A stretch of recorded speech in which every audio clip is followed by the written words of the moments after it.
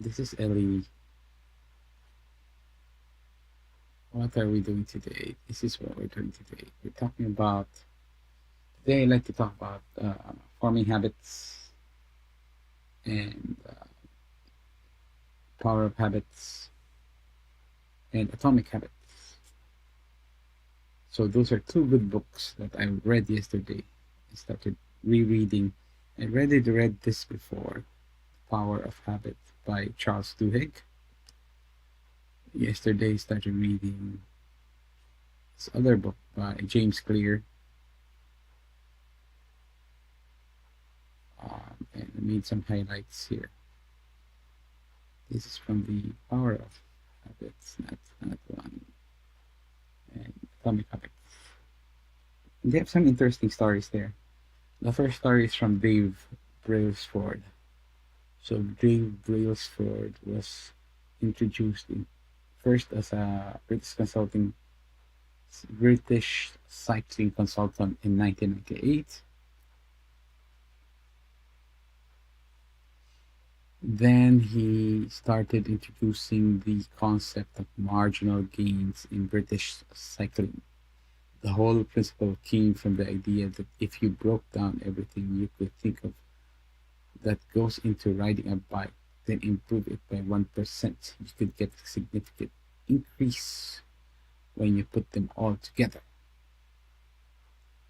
Brailsford's approach involved the constant measuring and monitoring of key statistics such as cycling power output and training interventions targeting specific weaknesses. For example, the relative weakness of Bradley Wiggins in mountain racing.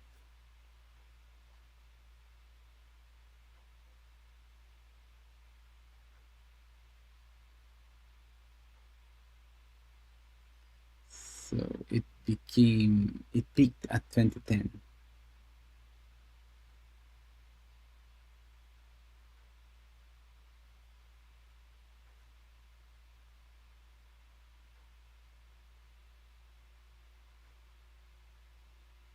Huh.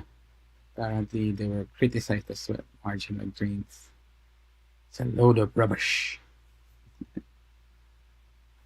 Team Sky. That's interesting.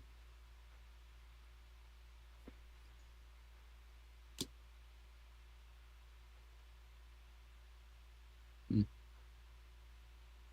Yeah. So this was a feature in one of the in the book Atomic Habits, Marginal Gains Philosophy. The other story, well, yeah, they did win for I believe 37 medals when they were applying the marginal gains philosophy.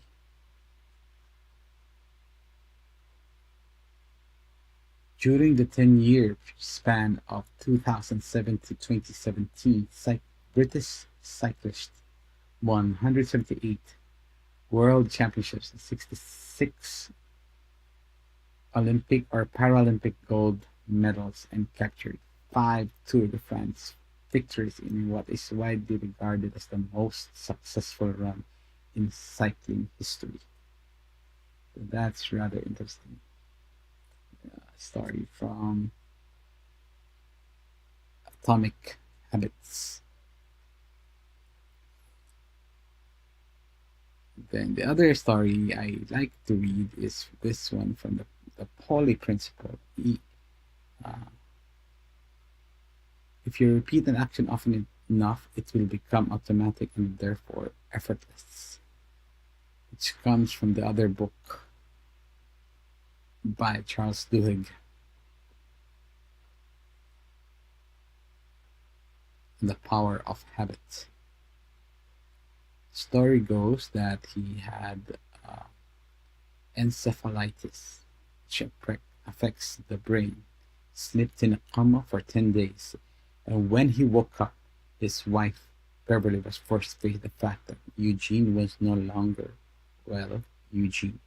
Although he could speak, he could no longer remember what day of the week it was, had trouble recalling conversations, and would often cook himself breakfast without eating, fall asleep, then repeat the meal preparation a while later. A scan revealed the virus had almost entirely destroyed his medial temporal lobe, which is responsible for all sorts of vital functions like recall of the past and emotional regulation.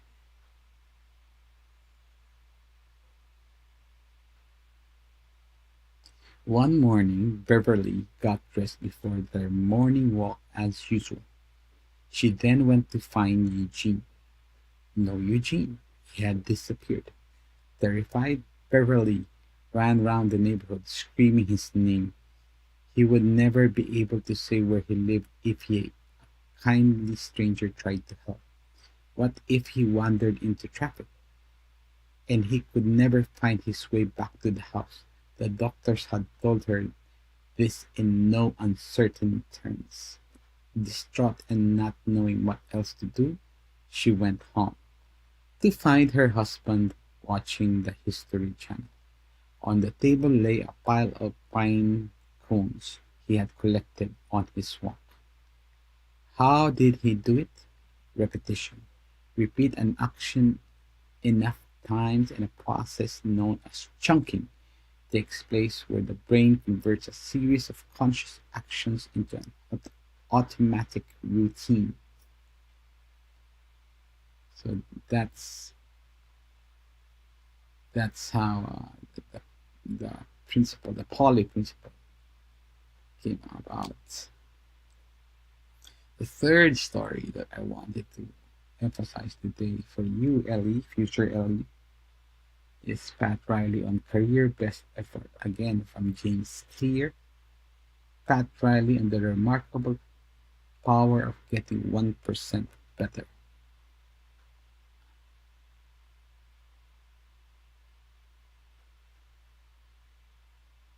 1986, the Los Angeles Lakers had one of the most talented basketball teams ever assembled.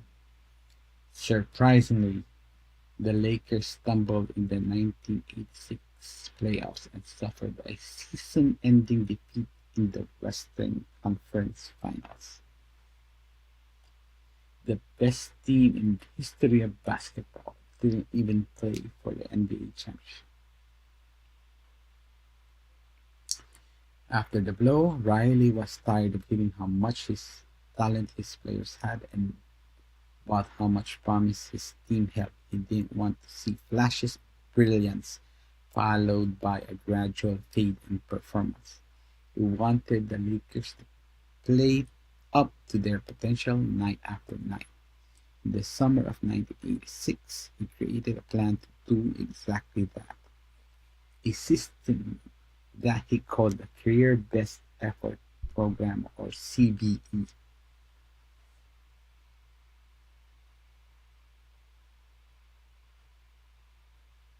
So he started. And although James Clear did not actually know the formula that Riley used, but he put here an example of how he think it would be used. And Riley compared current CBE to not only their past performance but also to those of other players in the league. We rank team members alongside league opponents who play the same position and have similar role definitions. The Lakers emphasize year-over-year progress by making historical comparisons of CBE data.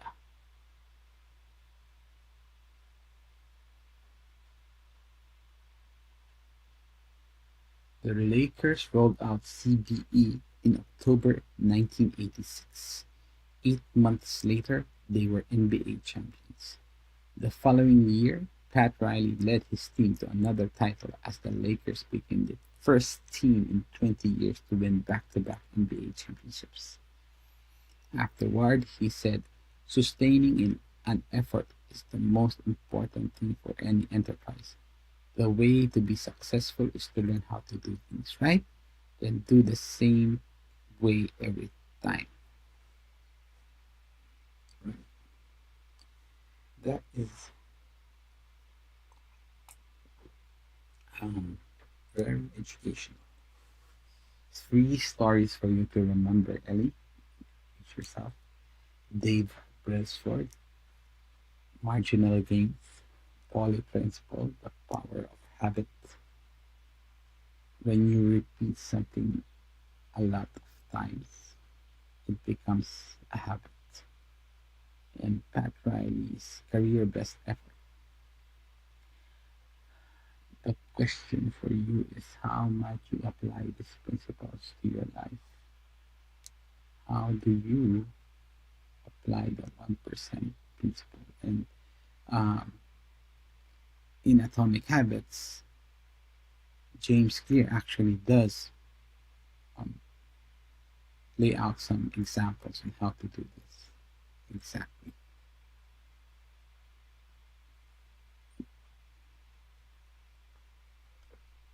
He mentions several 4 steps actually.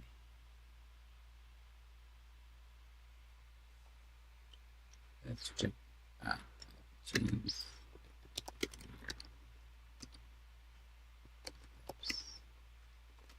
Habit.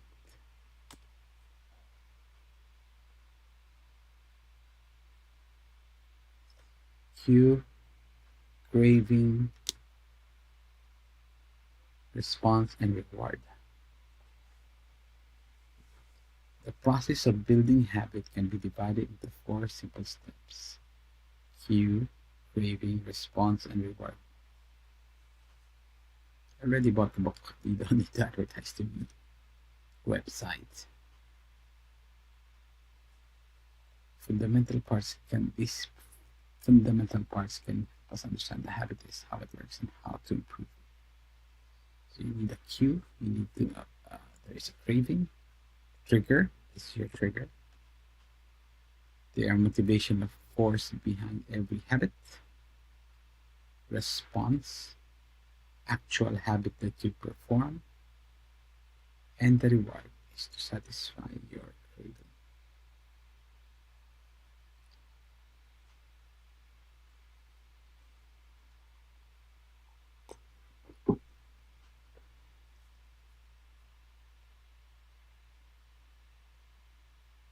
Remember this, like remember.